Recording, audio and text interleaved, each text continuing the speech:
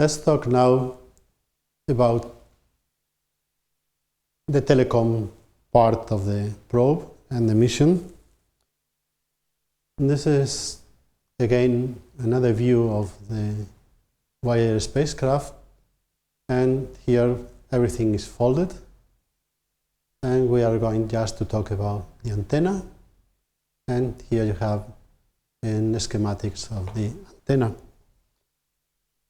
The antenna is fed from 2 points. One is in here, in the high frequency part. This is the X band, and the signal goes, the way goes to this sub-reflector, back to the main reflector, and then to Earth.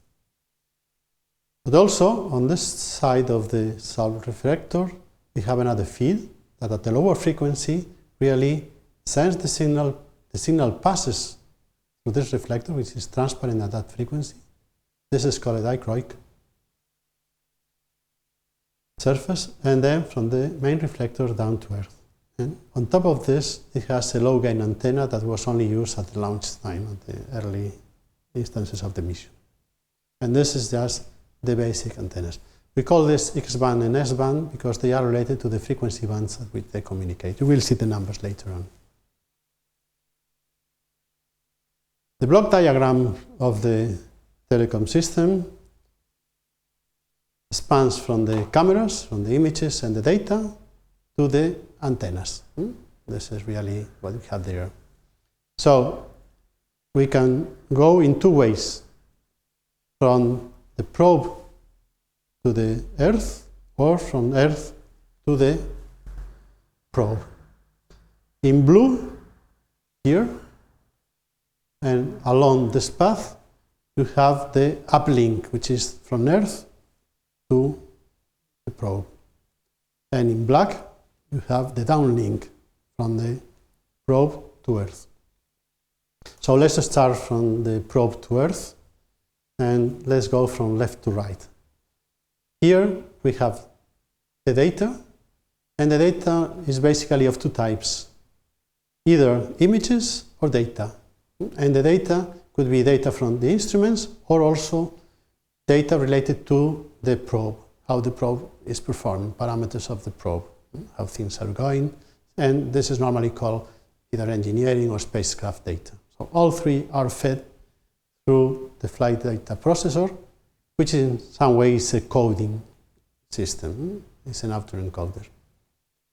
From this, the data is fed to the modulators and to the transmitters.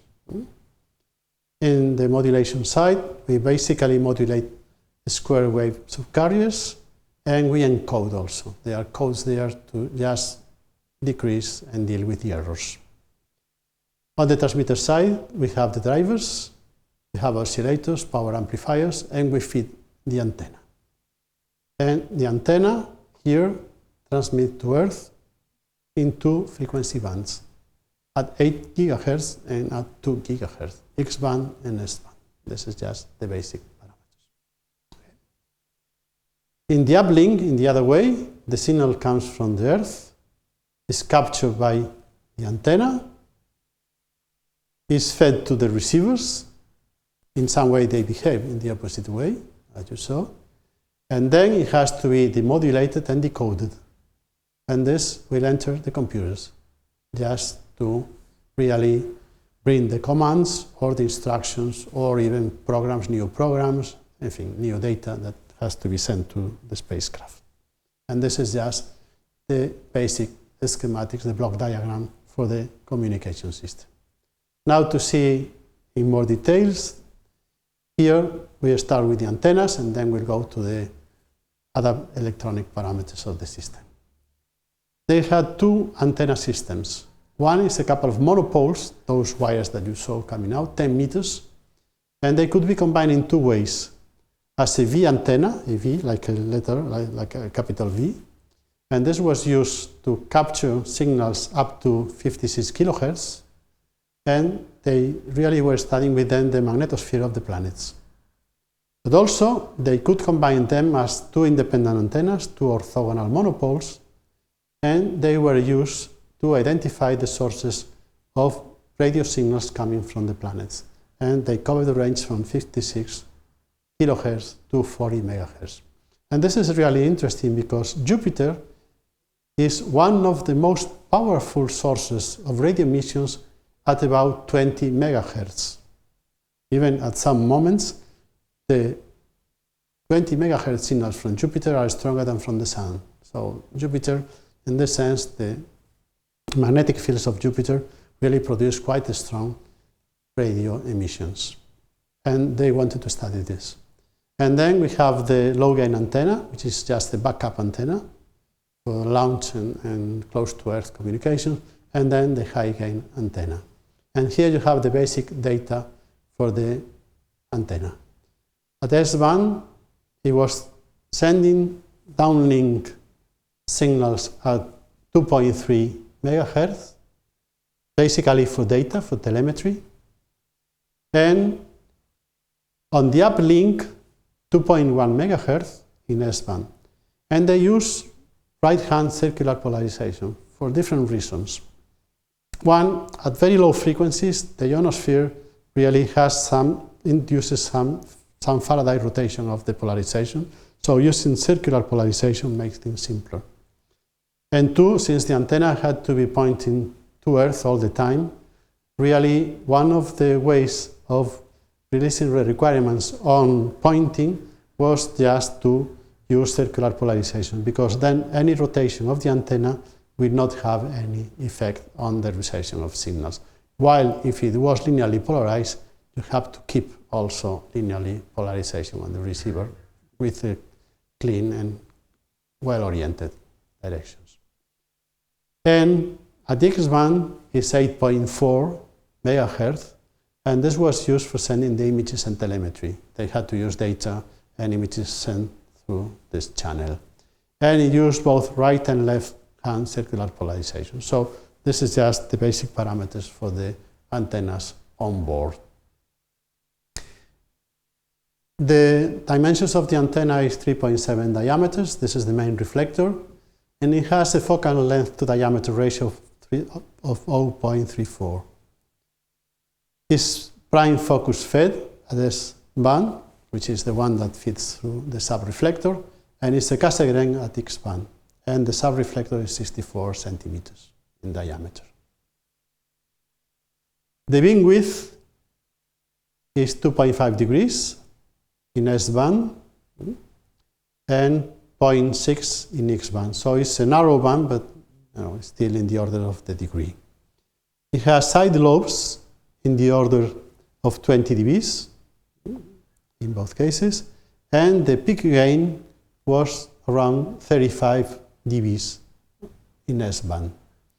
That means that the aperture efficiency is about 42%.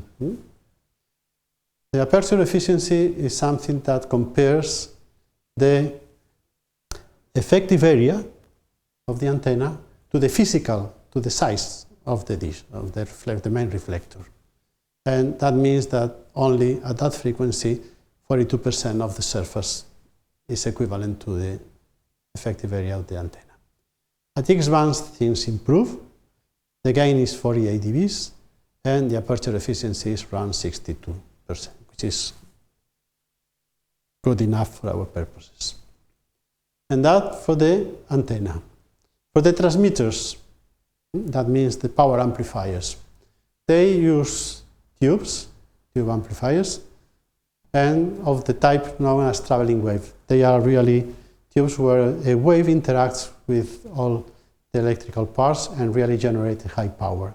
It's still in use. Those kind of tubes are probably the only ones with the microwave tube used in our ovens that are still in use today. At S-band, this is 2.1 if you want, and 2.3 giga. They could really use an amplifier with two power modes, a high of 29 watts and a low mode of about 9 watts.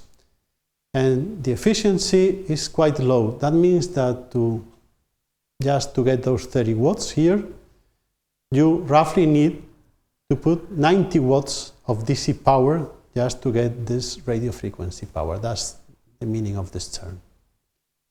But for the first time in space, they also incorporated, for redundancy, a second system that was not of the same type. This was the first time that they put a solid-state amplifier in space. And this could produce, again, two modes, 22 and 7 watts of power. And the efficiency at the time was quite low, too. You see, it was even lower than the Q. And for X-band, they had two traveling wave tubes, maximum power 2.21 watts and 12 for the low power case. The efficiency is similar to the previous one, but here they did the following. In space, you always have to have redundancy, and most of the systems are double, just in case one fails, to have another one. To avoid switches, what they did is they put both amplifiers here, those two, and one really was feeding the right hand circular polarization, the other the left hand. So they really could use both left or hand circular polarization as redundancy. And that's the trick they use to simplify the connections. The receivers are classical narrowband double conversion superheterodynes, and they could really track the uplink frequency if the signal present in the antenna was greater than minus 150 dBm, which is really low. When they really track to this signal, they generate then the carrier signal, the carrier frequency for the downlink.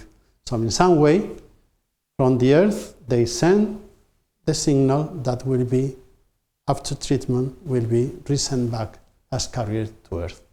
But if that failed, if they didn't lock in, then they had inside one of the most stable and powerful oscillators of the time. So now today, what they do is they carry in their atomic clocks, like the ones in GPS, just to get a very stable oscillators. And the system noise temperature is about 2000 Kelvin. It's really high for two reasons. One is the state of the art of the technology didn't really allow to make things that good.